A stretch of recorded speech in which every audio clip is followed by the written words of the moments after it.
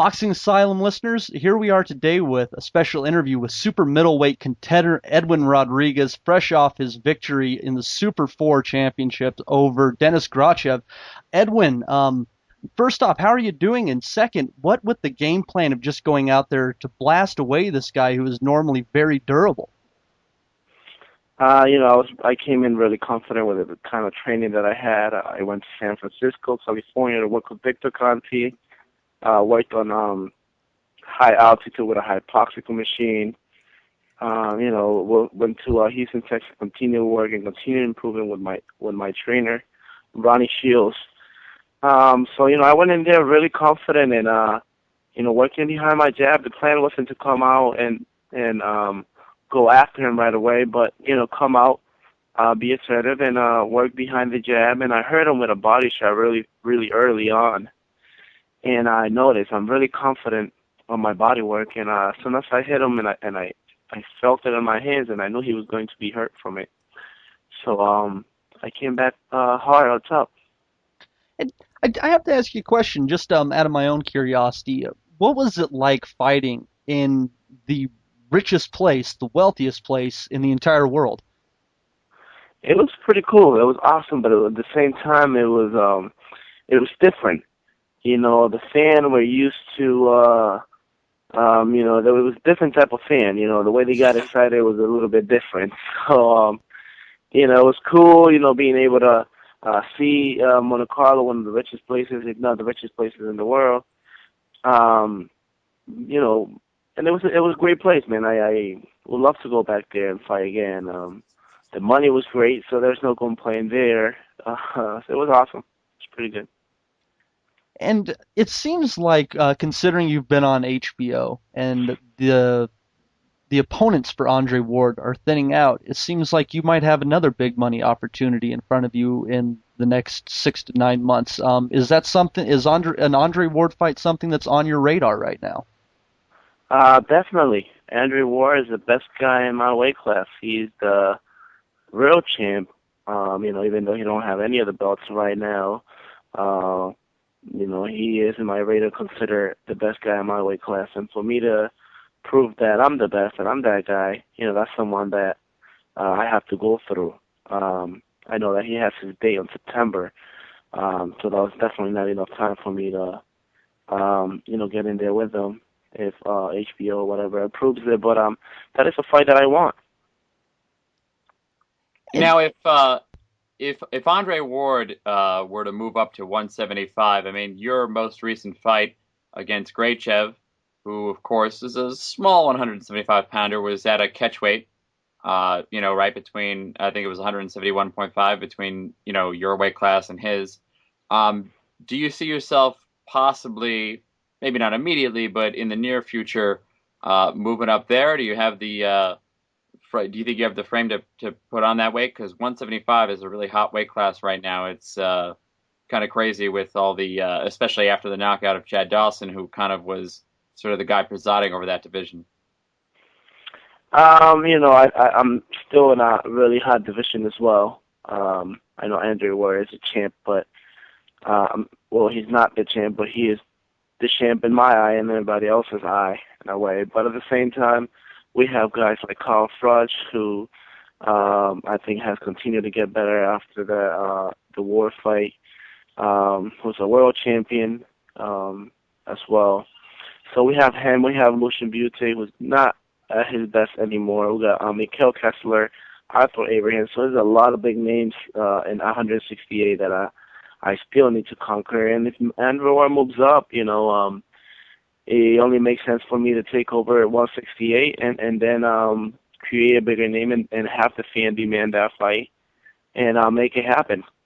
But, at this stage of my career, I'm in no position to, be chasing anybody moving up in weight. I have a mission to do at 168. If Andre Ward stays at 68, he's part of that mission, then, it'll be different. But if he moves up and he's looking for other things, I think that maybe down the road it's bound to happen, but it won't be immediately. a fight that I was just thinking of that I think would be an excellent match for you. I don't think you'll see 160 pounds anymore, so it'd be Julio Cesar Chavez Jr., who is making his debut at 168 in September against Vera. What would you think about that fight? Brian Burr is a friend of mine. I'm pulling for Brian all the way. We train in the same gym with Ronnie Shields. I'm pulling for Brian all the way. But if anything happens and it doesn't go Brian's way, that's a fight I would love to have. I doubt that Chavez will take the challenge. As he had big size advantage on everybody at 160. He's not going to have that against me or any 168 pounder. So there's a lot of guys at 68 that, including myself, that Chavez will not be able to compete against. Do you think that Vera, being the much smaller man, does still have a good chance in that fight against Chavez?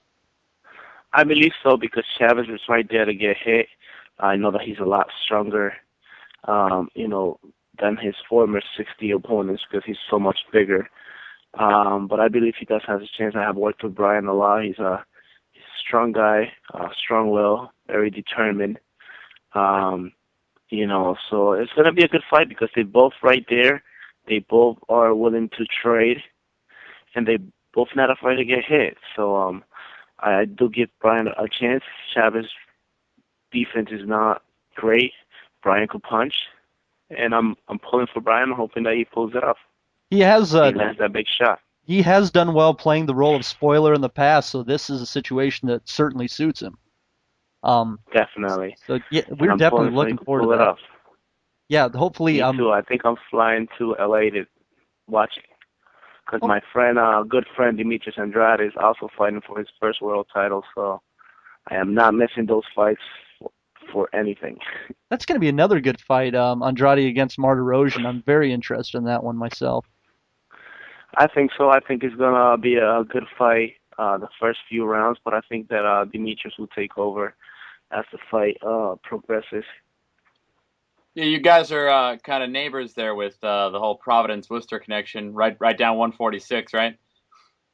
Yeah, I mean, we have, traveled together. He was my roommate in the USA boxing team. I fought his brother 5 times in the amateurs, so we were really good friends, and at the same time, we always had those little arguments and stuff like that. But, I have seen the kid grow. I have seen him get better, improve. I think that he's a good point in his career to be challenging for a title, and I think that he's going to be the future at 154.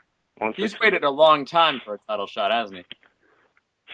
He has, but I'm in the same boat. He's finally getting it, so I'm really happy for him. But he had a title shot in the fight, got off. Something happened with his former opponent.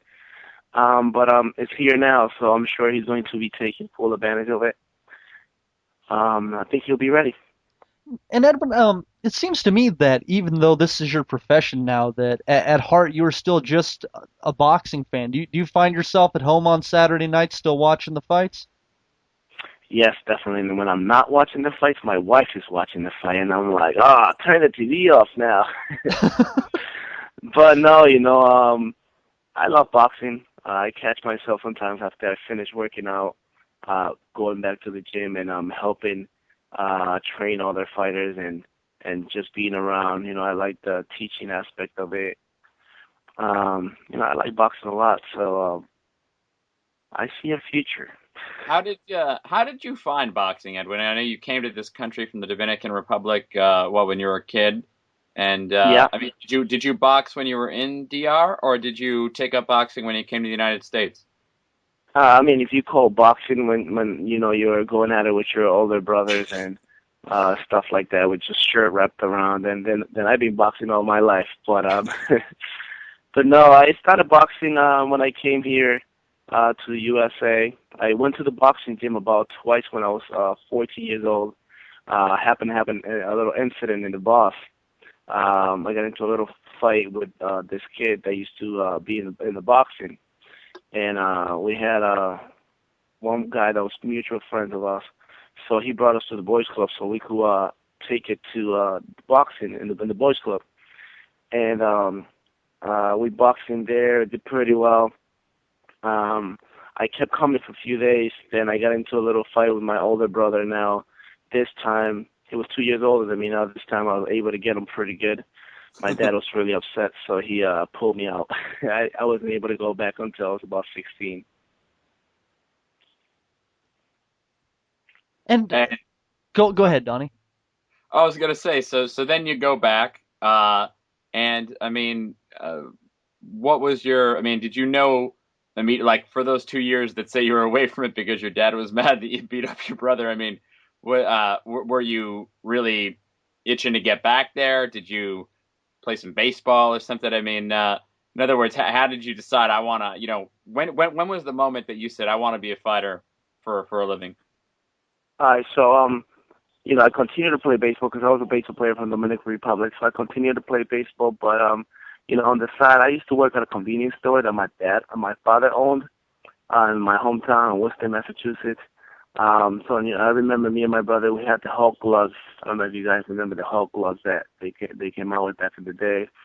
So we had those gloves, and we used to go take the trash to the back in this shopping cart, and I would wear the gloves all the time, and we'd be throwing the trash away for like 45 minutes, and we'd just be going at it back over there. So I knew that at one point I was going to go back to the boxing gym and continue because I enjoyed it a lot, So I went back to the Boys and Girls Club, and when I was 18, I actually fought Demetrius Andrade's brother, who had over 100 amateur fights. My first open bout, and I won that bout to go to New York to continue to go to the qualifiers in 2003. And I wasn't a USA citizen at that time, so they found that out. So I got disqualified after I had won the whole New England stuff. So in 05, in 04, at the end of 04, I got my USA citizenship paper, and by the time in 2005, I was a USA national champion. So that was a good motivation, and then I thought to myself, well, I'm pretty good at this. Maybe I should try. Yeah. It was pretty good. And let me ask you, as you become a professional and you find yourself here today on the cusp of probably getting a title shot, what role for you, would you say, has Lou DiBella played in that? How much of your progression as a professional can you attribute to Lou? Huge. I've been with DiBella since my ninth pro fight, and every fight is a step up. I have fought few undefeated fighters. I have been on so many televised bouts from ESPN to Showbox to HBO. Every time stepping up the competition from, defeating prospects like Will Rosinski to contender like Donovan George, who ended up fighting for a title eliminator right after I beat him. Beating the guy that was 19-0 from Argentina, who was a former Olympian, and then stopping Dennis Gracia in the first round, who was in there with the guys like Lucian Butte, went 12 rounds and gave him hell and knocked out Ismail Silak, who was a big prospect. I think that with DiBella's guidance, sky the limit, and I'm sure, I'm very confident that DiBella is going to give me that title shot that I want. It'll be great to see you get that opportunity too, because I mean, we've really been watching you, as you said, develop, ESPN to Showbox, and you've consistently climbed up that ladder, and it'll be nice to see you get to the pinnacle. But let me ask you, so in your preparations, being that you're a DiBella fighter, have you had the opportunity to ever spar Sergio Martinez? I have not. I have never had that opportunity, but I have sparred Daniel Gill, who's going to be on HBO pretty soon. I have sparred Shad Dawson. I have sparred with light heavyweight. So many guys. I sparred Carl Froch. I went to England to spar Carl Froch for the Arthur Abraham fight. Tremendous fighter, by the way. And I have sparred John Pascal as well. So I have sparred so many world champions at different time of my life that I know that I belong and I know that I'm ready to take on anybody in the world. Edwin, can I ask you a quick question? You said you went to England to spar Carl Froch, right? So, if you ever read some stuff on the internet about what people think about Carl Froch, sometimes opinions are highly divided, not just about his persona or whatever, but also about his fighting style. Because some of the times it seems as if when he's in the ring, he can do things. I don't know. Did you catch the Kessler fight? His rematch with Kessler? I haven't been able to see it on TV. I was in training camp and I didn't have HBO yet, so I think I wasn't able to catch it. But Well, I mean, I will. But it's a good trading of punches, but occasionally, like it almost looks as if he gets a little bit sloppy. But at the same time, he seems to do something in there that's just really effective. And his style's awkward. I mean, can you just describe what it's like to fight Carl Froch and what what exactly is it that he does that makes him a really effective fighter in the ring? he's tough. He's rugged. His punches come from different angles. He's not afraid to get hit, and he's very strong, physically and mostly mentally. I have nothing but nice things to say about Carl Froch. Seeing him in TV and then actually going over there to England and actually seeing him in person and meeting him, it was totally different because he comes out a little cocky and arrogant on TV, but he was like the nicest guy over there. So I got to appreciate that part of it. Now, don't get me wrong, I still would love to fight Carl Froch because he's also one of the best in my weight class, and I'm here to prove myself. Just being in there with him and like I said, just knowing that I belong at that level. And I gotta say, I'm very, very envious of you if you had the chance to meet Carl's wife as well. I did not have the chance to meet her. That's a shame, man. That's a shame. But yeah, I know. Adam Troopers was there with me, and he was there a little earlier than me, and he had the chance to meet, but I didn't. So let me, out of all these guys that you've sparred, who do you think you have learned the most from in the ring? I think I learned a little bit from all of them. I learned a little bit from all of them. You know what I mean? I think that I learned the most from Daniel Gill because at the time that I went to spar with him, I was younger. I had more to learn. He's a very good fighter as well.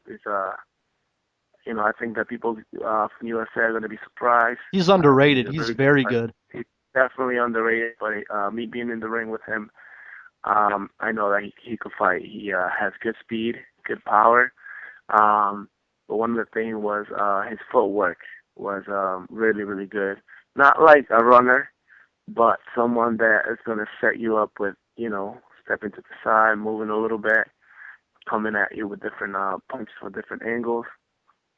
I was surprised and I was impressed with how good he was. If he gets past Darren Barker, can anybody stop Gennady Golovkin, in your opinion? I think that if somebody's going to give him a good fight based on how good his footwork is, his angles, I think it'll be a really interesting fight that I would love to see, actually. I think that with Golovkin's power and Daniel Gill's speed and footwork, I think it'll be a great fight, boxer against puncher. Yeah, and it's one of those. He's one of those guys that the power is just so amazing that it's going to bring people in. If he did ever make a move to 168, is that a fight that you'd be interested in taking? Definitely. That's a fight that I'm definitely interested in taking at 168. It's not a fight that I'd be willing to come down because one, I can't come down and be healthy. You know what I mean? Yeah. I'll probably look like Chavez, probably be at the weigh in the wars. So, at 168, that's definitely a fight that I'll be willing to make. And let me ask you, just as a fan, just coming up, we're getting our interviewees' predictions. for the upcoming Mayweather card. First off, speaking of punchers, what do you think of the fight between Matisse and Garcia? As someone that's still a fight fan, your mouth has to be watering for that one too. Definitely. I want to go for Matisse bad in this fight, but I know Danny from the amateur. He's a good friend as well. It's one of those fights that you cannot be. It's going to be a great fight. Period. You know what I mean? It doesn't matter who wins. It's going to be a great fight. Danny has power. Matisse is right there to get hit. He's right there to punch you right back. So it's going to be a fan-friendly fight, entertaining. I'm pulling for Danny, but I know that this is going to be a hard fight for both of them. And do you believe that Canelo has a chance to beat Mayweather? No. I don't believe it at all. It's okay, neither does Danny. I think that, it might be a little premature now for me to say, but I think that the only one that I see beating Mayweather is Demetrius Andrade if he gets the opportunity down the road. I know it's a little premature right now, but I think that with this Dennis fight, it's going to be his coming out party, and he's lefty, very talented, fast. He's big and strong. I don't think that Mayweather will ever give him a fight, but you never know. Yeah, the tough thing it's seeing what fights Floyd chooses down the way. I mean, it's definitely the sweepstakes, and it's everyone's chance basically to cash out, unfortunately. But I think this is a big step. Well, I think this is the best and biggest fight that was out there for him right now, and I got to take my hat off to him because this is a dangerous fight. Although his skills are so good in the head that it's not really that dangerous for him, but this is the most dangerous fight out there for him right now, I think. Would you have favored Mayweather in a fight against Pacquiao? Yeah, easy. I think that based on Mayweather's styles, Mayweather is a counterpuncher, a really good counterpuncher. So is Marquez. Marquez gave Pacquiao 3, I don't even remember how many fights they had. They had fought so many times. Maybe 3, 4? 4. Yeah, 4, yeah. So, he has given Pacquiao a hard time all 3 fights based on his style. Now, I think Mayweather has about the same style. He's also kind of puncher, but he's faster. He was bigger than Marquez. Now Marquez is like a heavyweight. He looks like a little tank. Based on those things, I think Pacquiao has issues with people that are counter punchers like Mayweather. I think that Mayweather could have stopped Pacquiao because Pacquiao jumps in a lot, and I think he would have got hit with some good counter punches that would have hurt him. Yeah, it's a shame that we'll never get to see it, but what are you gonna do? Yeah, it's a shame that we'll never get to see both of them at their prime. Yeah. 2009, that fight would have been something.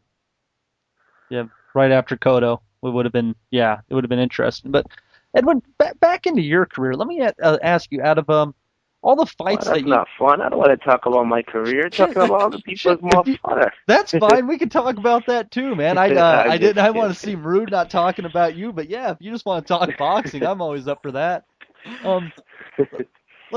Did you happen to see the stoppage in the Derek Chisora Malik Scott fight?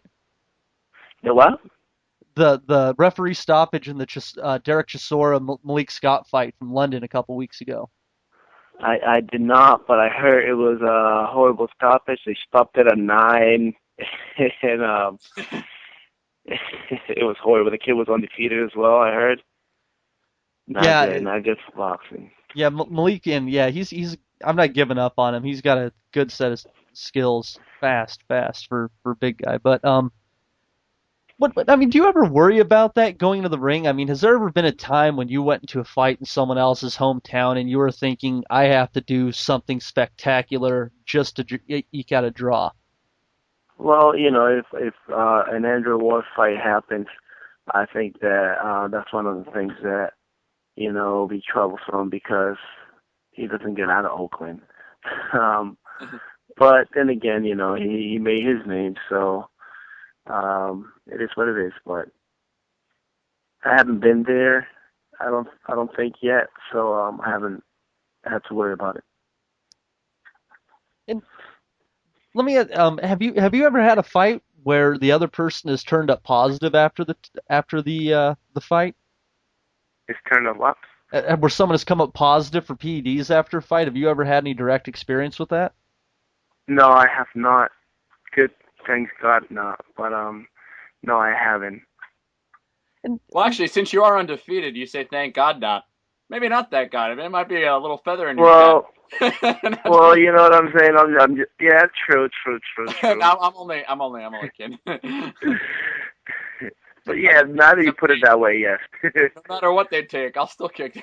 now, as you said, you worked with Victor Conte, and how difficult is it for him to gain respect from people who still feel that he's up to something considering his past?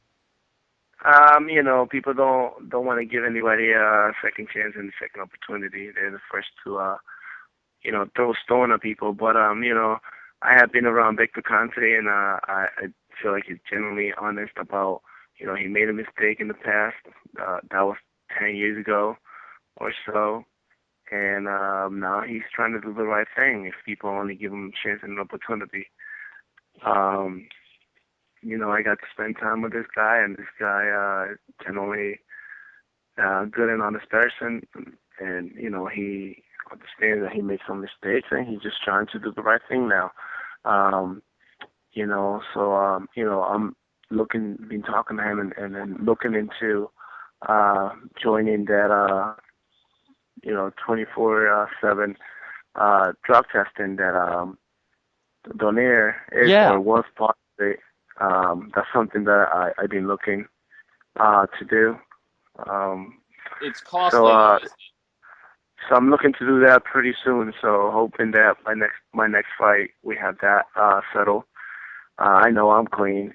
So you know, if I'm fighting a top level guy or whatever, I want to be able to know that he's clean as well. You know what I mean? And I know that a lot of dirtiness being happening in the sport, and I think that some of the top athletes need to take a stand to you know, help maintain and clean the sport. And this is a dangerous sport as it is already. We're in there, you know, punching each other in the face and stuff like that. Like, let's just at least have even playing fields, you know. And that's one of the things that having a guy like Victor Conte in my team that's so knowledgeable with stuff like that. He's able to bring, you know, the testing thing and make sure that my opponent is not on something dirty. And after your experience with Conte, do you think it's a fair thing to say that he is just an absolute genius when it comes to the science of the body and how to maximize it for athletes? Man, when I'm talking to this guy, sometimes I feel like I'm lost. He's just saying a bunch of stuff that I have no clue sometimes. But yeah, he's definitely a genius. You know, I think that he's a very smart person. Um, and whatever he's talking, I'm listening. And do you feel that working with this, with him and keeping up with his nutrition regimens and all that stuff, do you feel like we're just going to see you keep getting stronger and stronger as your body keeps taking in more of the stuff that it needs to be fully efficient? I hope so. But you know, I feel a lot better since I started working with Victor. You know, last fight we started doing high altitude training with a hypoxic flow machine. You know what it does is breaks down the molecule in the air, and basically it's like you're training in high altitude. You know, I was basically training on up to like 15,000 feet. Intermediate Colorado Springs, it's about 6,700.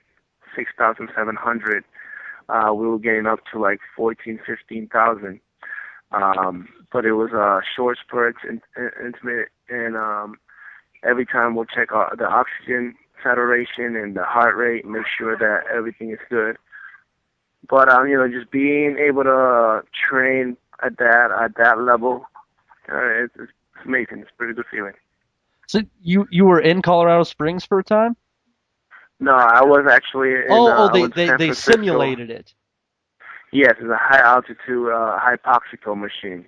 Yeah. So you have this mass machine that's sending constant flow of air, um, through the tube to the mask, while you're either running on the treadmill for 20 seconds as fast as you can, or with 40 seconds off, at a 3.5 level when you're slowing down for the 40 seconds, 5 sets of those, and I saw the difference. Working on high altitude hypoxic machine, bringing down my oxygen saturation to about 80%. It was pretty good. It's like Felt like good. swinging a baseball It bat was with tough. it, right? Yeah, pretty much. It was really, really tough, but you just felt better. Let me ask you, so having a chance to experience all this stuff, do you look back at at other eras in boxing and say to yourself, wow, I wonder how good a Sugar Ray Leonard would have been if he had been able to even to use this stuff to even go further than what he had? Um, I think that different times, um, you know, they were probably doing other stuff, you know what I mean, that was effective for them for the type of for that for the time where the competition was at, and the skill level, which is pretty high, Sugar Ray Leonard. But I haven't wondered actually, but I should probably I would actually like to see Sugar Ray Robinson, because that's one of the guys that you could just move to any era and know that he was still going to be able to be great, 'cause he was that good. How do you pick a welterweight in history that would have a legitimate chance of beating him? I mean, Prime Robinson at welterweight. Is there a better fighter ever? And the answer seems to be constantly no. I don't think I've ever heard anyone say otherwise. Have you, Edwin? Nope, I think he was great at 47, 54, and he was also really good at 160. But his best years, we didn't get to see him Yeah, the lack because of there were no footage. filming back then. I was thinking to myself, who are the greatest Dominican fighters? And the first guy that came to mind was Carlos Cruz. I think he'd have to be probably number one. But I think that while you're still pretty early in your career, I think you definitely have the potential to become the greatest fighter to ever hail from the Dominican Republic. What do you think of that? Man, And is that a goal? man, I was so embarrassed when you mentioned his name that my phone, I hanged up my phone because I don't know who he is. I'm just kidding. So I have to look it up and do my homework on that. But that's it's reaching. I mean, I don't know who he is, and I don't know how many what he accomplished. But I believe in my skills, Lightweight and I champion in the know that 70s. I have potential to be great, and that's why I'm working extremely hard to get to. But I have to look him up. And Edwin, do you think that there's a lot of kids down in the Dominican Republic that do have good boxing talent, but because of the heavy focus on baseball in that country, they might never have the chance to step into a gym and see where their potential was? Definitely, I think that Dominican Republic is our American dream is to make a professional baseball team come to USA and play baseball. I mean, that's what we were taught since we were little. Um, Honestly, didn't really know about boxing as much until I came to United States. So my whole boxing career has been in the U.S. Um, so I think that all the kids in Dominican Republic are so focused on following that American dream on baseball. But just like Philly Diaz got the gold medal, and I'm sure that changed his life. I think that it's not something bad that something you can focus on as well. And I think that with Felix Villa winning the gold medal for Dominican Republic at 140, I think that more Dominican has been knowing that not only baseball is a way out or way to be successful on the sport. And as someone that competed in the amateurs and the professionals, what do you think about them removing the headgear for the Olympics in 2016? Um, I think it's a bad idea. I think that there's going to be a lot of cuts. These kids are young. Um, there's going to be a lot of headbutts and a lot of things that that's one of the biggest things that I saw when I became a professional was getting used to the little things that bother so much that I wasn't aware of in the amateurs, like shoulder bumps. When you're physical, you don't really feel it that much in the amateur because you got the headgear. A lot of the headbutts will not affect you because it will head on the pattern. So it's not more about the punching that I'm worried about. It's more about the heads, the forearms, the elbows, the shoulder bumps, all those little things that you don't really feel in the amateurs. You'll feel it without the headgear, and I think that a lot of kids that are just doing boxing, for fun, won't be able to do that anymore. Kids that are looking to do boxing because they love it, but they still want to pursue to go to college and stuff like that. Um, I think that they're not going to be able to do it. And I'm thinking about how they trying to bring professional back to the Olympics. I don't think that's a good idea either because it's taking a lot of opportunity from this young kids trying to come up and make a name for themselves to be able to turn pro. A professional gets paid to train, and I don't think it's fair for us to be competing against kids that are still in high school or coming out of high school who are juggling from doing boxing and other things, you know. Yeah, and I'm afraid that I mean, it's really tough. I mean, I've heard different views on it. Nate Campbell, was for it. He thought it was preparing for the pros. You and John Scully are on the other side. But I look at it like if these kids do become professionals, I worry about their careers being shortened because, they're taking, more real punishment for more years. Yeah, and there's 5 fights in a week. Now, 5 fights in a week with no headgear, one punishment after another. It's tough enough that in the pros you get knocked down, you get the 10 count, you get back up, and then if you're not in a competitive fight, you're taking a beating again.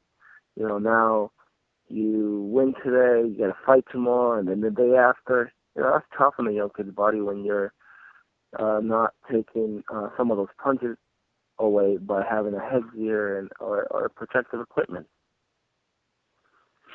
And speaking of just getting hit, out of everyone you fought, who's hit you the hardest?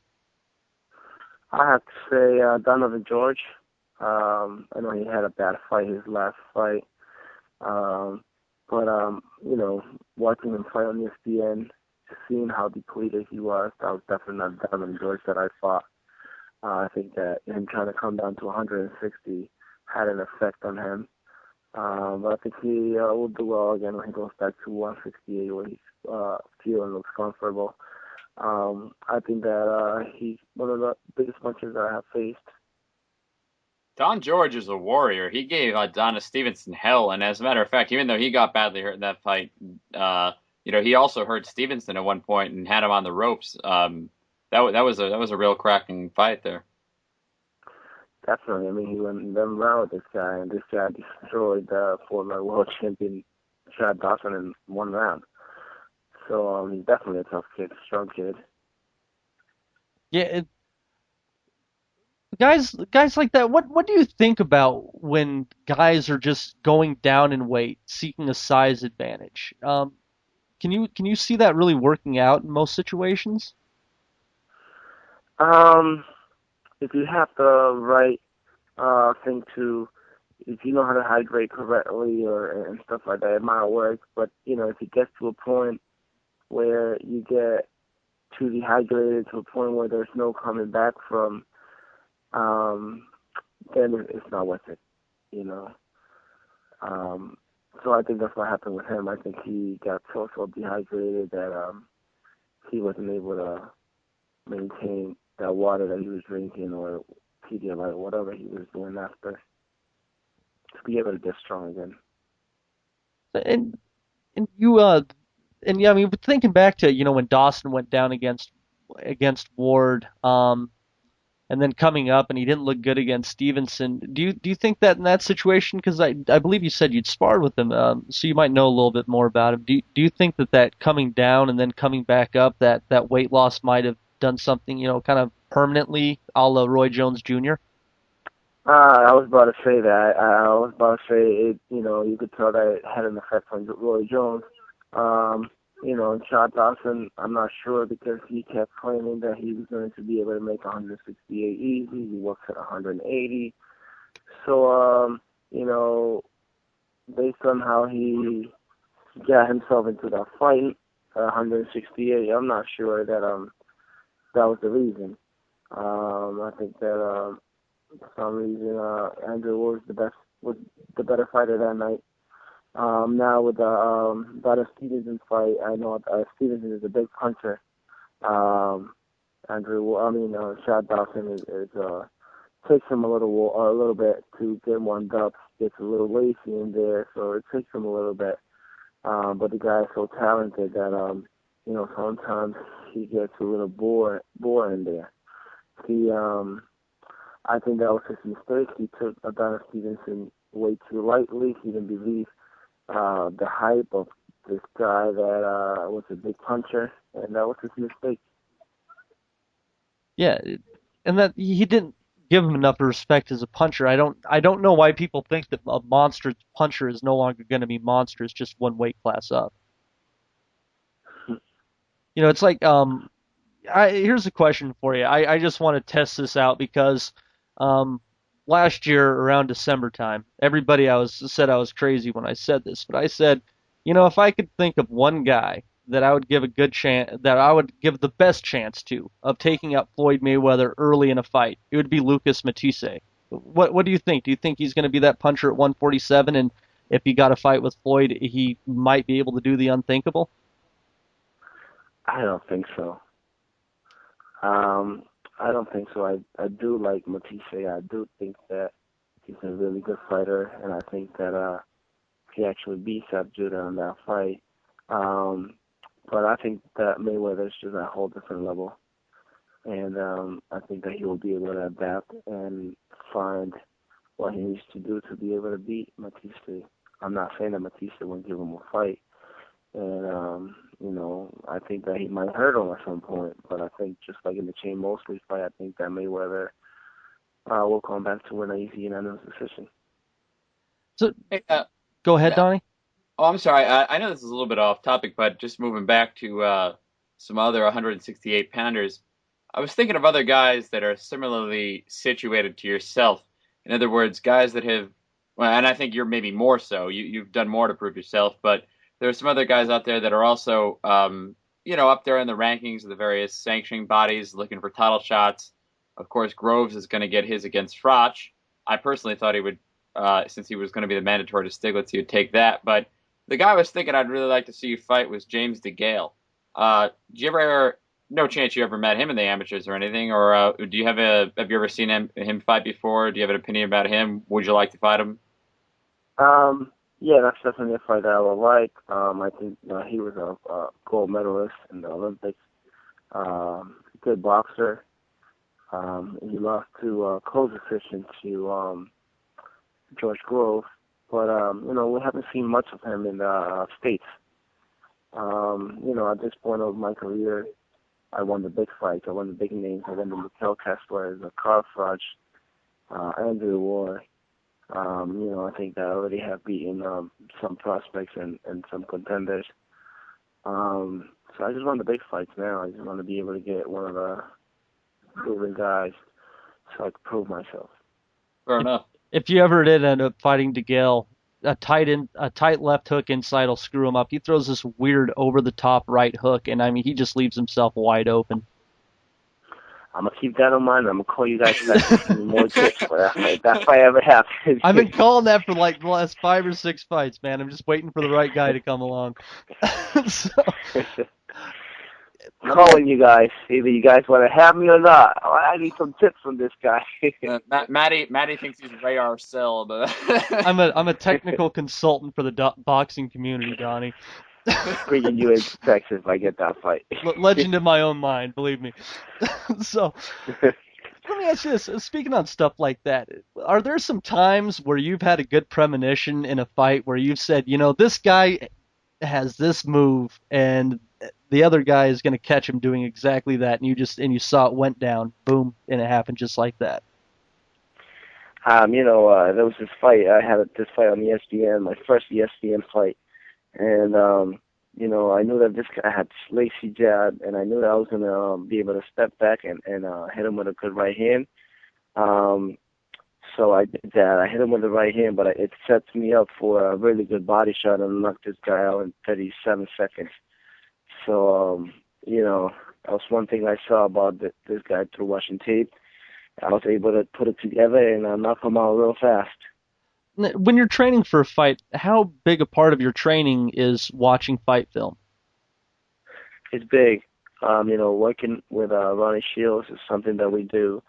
Every fight we sit down with the tape, and we'll watch it after a section, and based on the tape, based on things that he sees, he'll talk to me about it. But most importantly, he'll get a game plan. He won't even tell me the game plan. The way he trains me is to be able to get me to do his game plan without me really thinking about it. And every time we're sparring, every time we're doing the mitts, every time we're just shadowboxing, that's the way that we're preparing for that opponent. How long have you been working with Ronnie for? I've been working with Ronnie for about 2 years now, and every fight I feel like I continue to improve. We have a really good relationship where I'm able to listen and be able to learn from it and trust him in the corner because we have that good relationship. Now, let me ask you this. When it comes to you look at all the top tier trainers, do you think there's some guys that just have a match with a certain fighter for whatever reason, and it might make them look like a better trainer than they actually are? I think sometimes that happens. I think that, that happens sometimes, but I think the other times I think that it takes a good trainer to bring out a good fighter to make him great, but it takes also, you need a good fighter. You know what I mean? I think that the trainer makes a difference. He makes you better. He's depending on your style and he's confident in you and you really get his relationship. He's able to bring the best out of you, and but you still need a good fighter to be able to become a good trainer. Yeah, it's we're always going to connect Manny Pacquiao with Freddie Roach, and we'll always connect Andre Ward with Virgil Hunter, and they're just probably going to be linked forever. Do you see yourself as someone that where you and Ronnie are going to be consistently used in the same sentence? Definitely, I think so. I think that we have been really successful to that point in our career, and I think that we're going to continue to be successful. And at one point, instead of saying, Ronnie worked with guys because he has worked with so many guys, Pernell Whitaker. I know he worked with Holyfield back in the day, David Tua. But Ronnie has been one of those guys that has not only had one good fighter like Virgil Hunter, you know what I mean, and then they get all these other good fighters. But I'm continuing to work hard with Ronnie and continue to learn to become the best I could be. And I think that's pretty great. Who are some fighters that, as you were starting to really take up boxing seriously, who are some fighters that you watched and that you tried to emulate? Roberto Duran. I think that's a guy that, I love the way he fights. He's an inside fighter. A lot of people don't see his defense, but, his defense was really good. Little head movement. He likes to fight in the pocket. Makes a little bit of shoulder roll. Not shoulder roll, but, turn and come back with some good body shots. He was a big body puncher, and that's something that I want to be, continue to be. The way he set it up, and he had that confidence that when he hit you with that body shot, he knew that you were going to be hurt. Yeah, he'll be all over you. You know, that's someone that I continue to watch tape. Sugar Ray Robinson, I watch tape of him. Of course, this guy was a beast and an animal, and sometimes I go to the gym and I'm like, I'm going to be Sugar Ray Robinson today. I go crazy. I get hit with a left hook, and I'm like, hold up, let me just relax a little bit. You know, I always thought for me the most amazing thing about Duran is him and James Toney are kind of alike because they were incredibly skilled and they just like kept kind of getting fatter, but they were still incredible top tier fighters even though they weren't in prime condition. Yep, and that's a guy that Duran was, champ in so many different weight classes, and he was still able to be competitive, even at 160, who not many people gave him, a chance against the like of all those guys that he fought. I mean, he fought everybody. But, this is what I'm talking about, he's in the pocket, and he's, moving and moving, little short moves, looking for those openings, and he just had a great boxing IQ.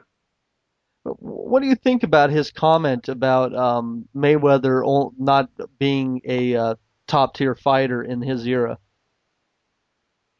Well, I know fighters, young fighters of now, we think that fighters back in the days couldn't compete with us.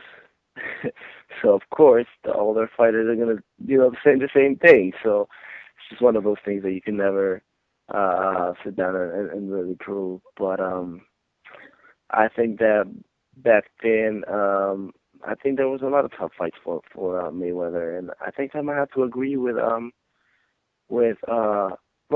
not going to completely agree with Duran, but I do think that I don't think Mayweather would have been undefeated if you had fought Leonard, Duran, Hearns. I just don't see it. I think that he could have beat some of them, but I think he could have beat all of them actually. But I also think that all of them could have beat him as well. So, I think Hearns would have been a stylistic nightmare for Mayweather. For anybody.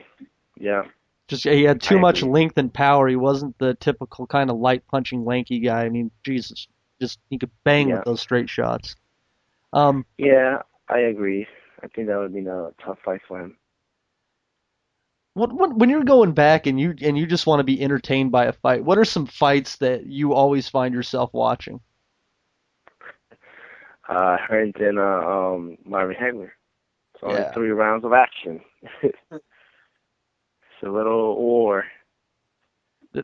Are you also a Castillo Corrales fan? Corrales, and I wasn't a big actually, yeah, I was a huge Corrales fan. Who was it? I was a big Diego Corrales fan. Castillo, I was a big fan for those fights. But other than that, I like Corrales' style, and he always brought it.